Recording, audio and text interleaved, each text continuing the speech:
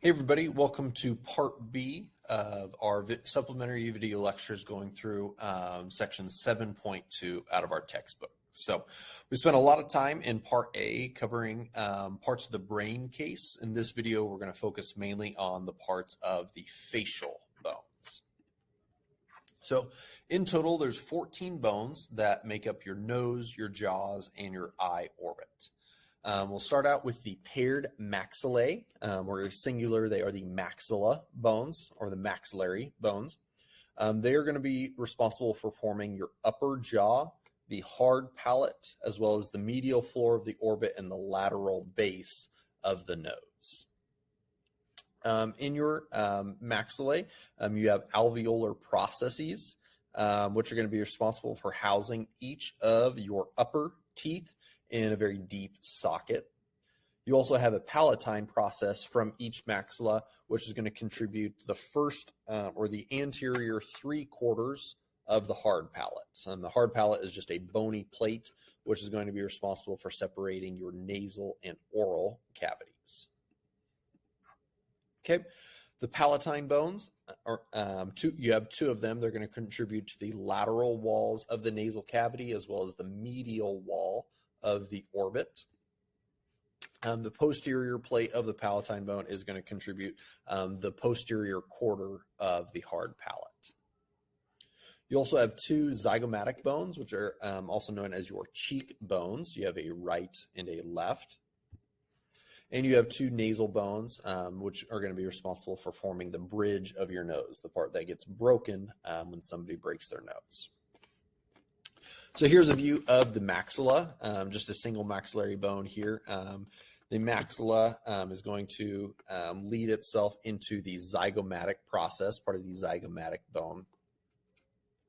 And it's going to, let's see here, articulate with the frontal bone. So that maxilla does come all the way up to articulate with the frontal bone. There you can see the floor of the orbit.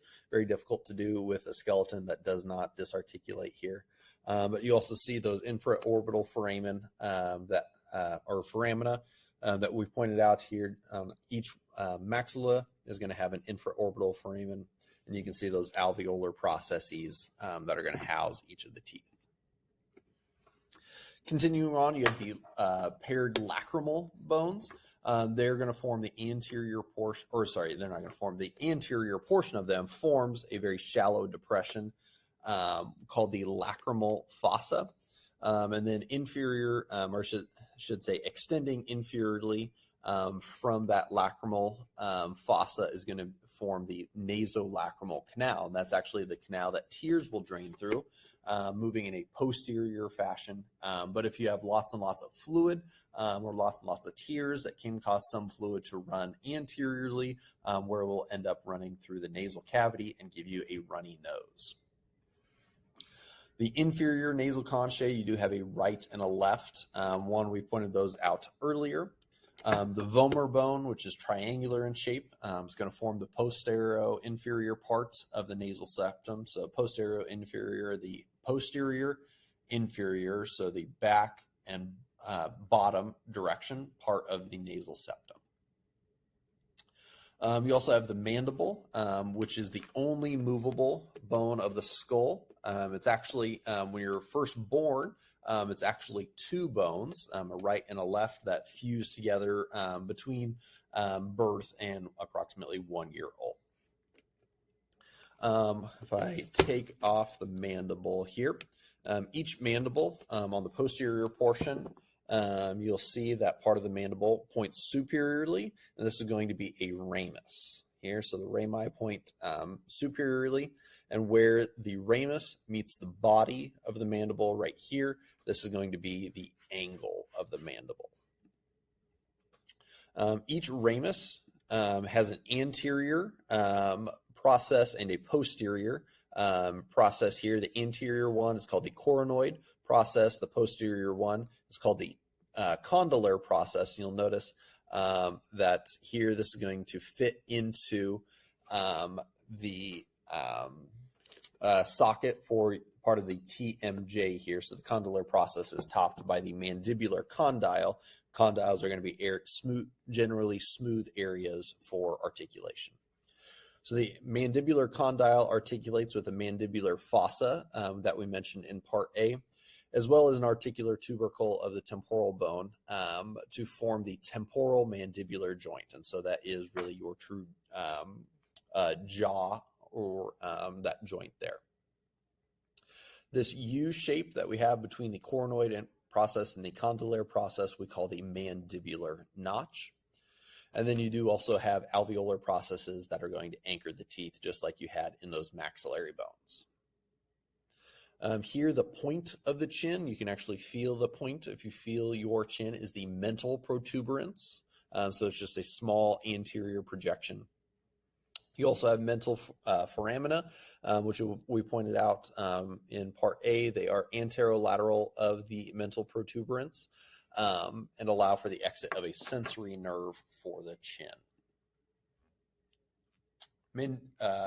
Mandibular foramen are on the medial side, so towards the middle of each ramus. These are going to allow for sensory nerve and blood vessels to supply your lower teeth. So go here. Hopefully you're able to see there. You can kind of see the mandibular foramen where those blood vessels and nerves are going to be able to enter.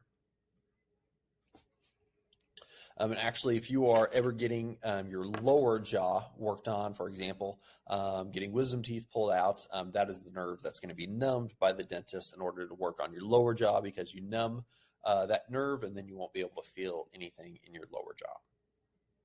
So here's a picture in case it didn't show up very well on the video. Here you see the mandibular notch, the mandibular condyle, a ramus and the angle of that mandible there, the body, and then you have your mental foramen, the mental protuberance, and the alveolar processes going along there.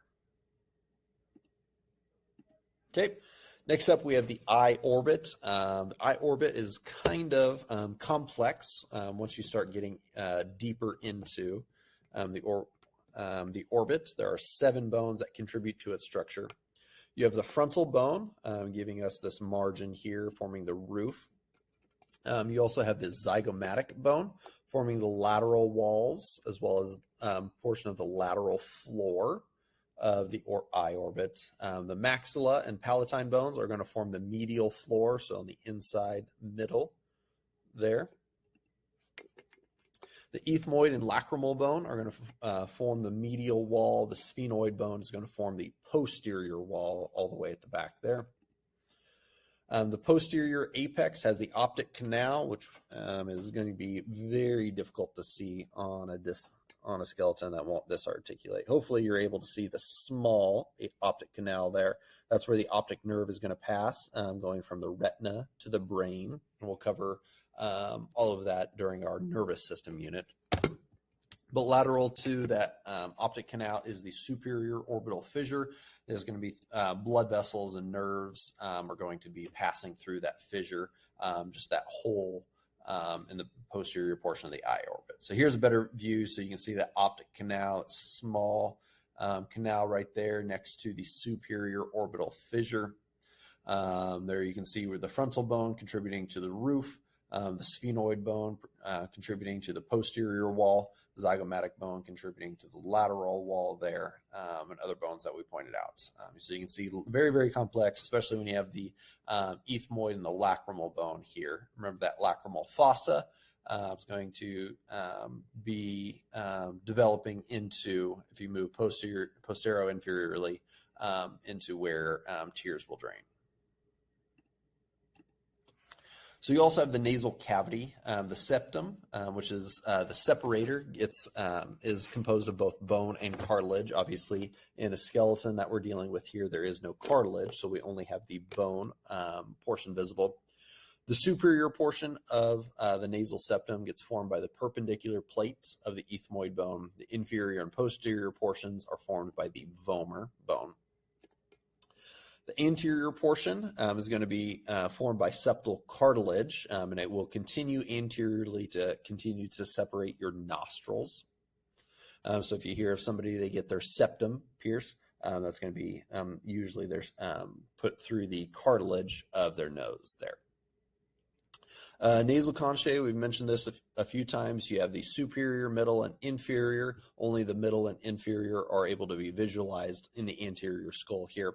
But the purpose of the nasal conchae is to warm and moisturize air, to humidify it before it reaches the lungs, because you don't want cold, dry air reaching the lungs. You want to get it warm and humid so that when it reaches the lungs and those alveoli within there, they are able to stay safe there, and they don't have any problems there.